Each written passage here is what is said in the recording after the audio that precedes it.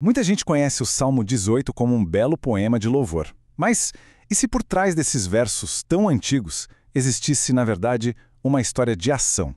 Uma história com uma estrutura que parece até um roteiro de cinema. Bom, hoje nós vamos justamente dissecar essa narrativa. Uma história épica de crise, intervenção divina e, finalmente, triunfo. É uma chance de ver o Salmo 18 de um jeito bem diferente. E tudo começa aqui, com essa declaração: Eu te amarei, fortaleza minha. Isso aqui não é só uma expressão de fé, não. É a base, o alicerce de tudo o que vai acontecer. É o que define a relação que logo mais será levada ao limite, testada pelo fogo e, no fim, glorificada. Essa única frase é a calmaria antes da tempestade. Então, o primeiro ato dessa história nos joga entre dois extremos. A gente começa lá no topo, num lugar de segurança total, para logo em seguida sermos lançados num abismo de desespero. Vamos acompanhar essa queda, que é vertiginosa. Olha só como a sensação de segurança é construída aqui. Não é só uma palavra, é uma verdadeira fortaleza de palavras. Rochedo, lugar forte, escudo. Cada termo é como um tijolo a mais nesse muro de proteção. A ideia é criar uma imagem de segurança absoluta, sabe? Inabalável. Uma defesa que parece impenetrável. Pelo menos parecia. E então, o chão some. De um lado, a paz da fortaleza. Do outro, o caos. E essas torrentes de impiedade, isso não é um contratempo, um probleminha. É um dilúvio. É uma força da natureza que vem arrastando tudo, ameaçando apagar qualquer vestígio daquela segurança que existia segundos antes. A virada é assim, súbita e brutal. E aqui, no ponto mais baixo, quando tudo parece perdido, vem o clamor. Isso não é uma oração sussurrada, não. É um grito de angústia pura, um sinal de socorro lançado lá do fundo da escuridão. E o mais impressionante é que esse grito é ouvido. É o gatilho para a resposta espetacular que está prestes a acontecer. Agora a escala da história muda completamente. O que era um drama pessoal se transforma num evento cósmico. A resposta a esse clamor não vai ser um sussurro de consolo, vai ser um trovão que vai abalar os céus. A resposta começa com a própria terra se contorcendo. Pensa só nisso. Não é um tremor superficial. São os fundamentos dos montes, as próprias bases do mundo que se abalam. É como se a criação inteira estivesse reagindo indignada com aquilo. E a fúria só aumenta. Fumaça que sobe das narinas. Fogo que devora. A imagem é visceral. É uma força da natureza personificada na sua forma mais pura e aterrorizante. Tenta imaginar essa cena. O céu não se abre, ele é abaixado, como se a realidade se dobrasse para permitir a passagem de algo imenso. A escuridão e as nuvens se tornam o chão para uma divindade em movimento. É grandioso e, ao mesmo tempo, assustador. E a chegada é rápida. A imagem de voar sobre as asas do vento não é só poesia, né? É uma forma de descrever uma velocidade que desafia a nossa compreensão. Uma presença que corta os céus com poder e majestade. Uma entrada em cena que simplesmente paralisa qualquer inimigo. Este aqui é o clímax da ofensiva divina. Uma tempestade celestial com um propósito muito claro. O trovão é a ordem de ataque. Os raios e as setas são as armas. Os inimigos, eles não têm a menor chance.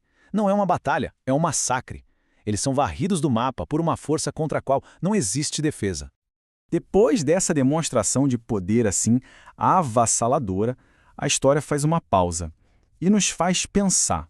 Por que tudo isso? Foi só um ato aleatório de fúria? O texto diz que não. Existe uma lógica, uma razão por trás da intervenção.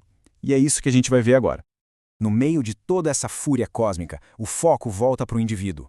É uma mão que desce do céu e arranca a pessoa daquelas muitas águas. Depois da tempestade vem o resgate.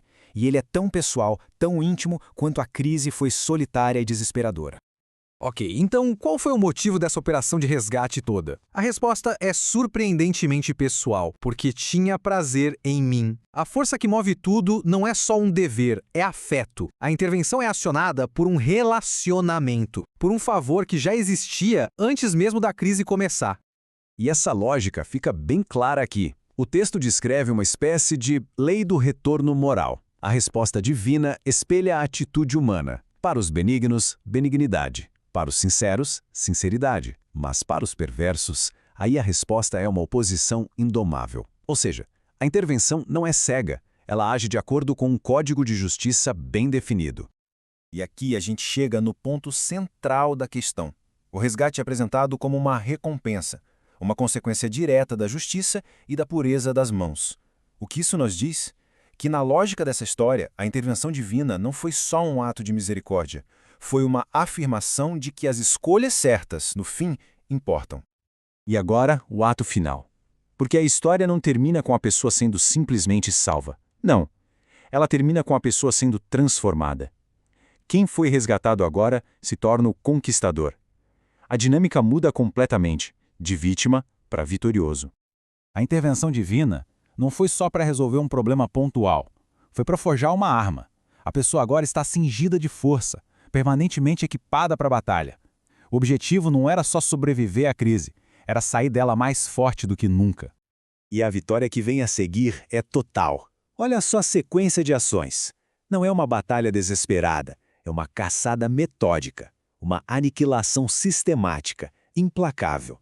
A pessoa que antes estava clamando por ajuda, agora persegue, consome e esmaga seus inimigos com uma força que não era sua, mas que agora lhe pertence. E assim, a história fecha o círculo. Ela volta para o louvor. O Senhor vive e bendito seja o meu rochedo. Só que agora a palavra rochedo tem um peso completamente diferente. No começo, era uma declaração de fé. Agora é um fato. Uma verdade que foi forjada no fogo da adversidade e confirmada pela experiência. E a história não termina com uma pessoa só. Ela se expande, transformando o resgate de Davi numa promessa que ecoa para a sua semente para sempre. O drama pessoal se torna um legado, uma garantia de que este padrão de resgate está disponível para as gerações futuras.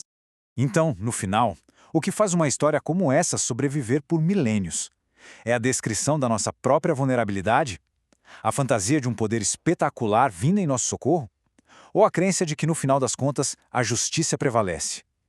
Talvez o poder duradouro do Salmo 18 seja que ele contém um pouco de tudo isso, refletindo a jornada humana na sua forma mais dramática e, claro, esperançosa. Fica aí a reflexão.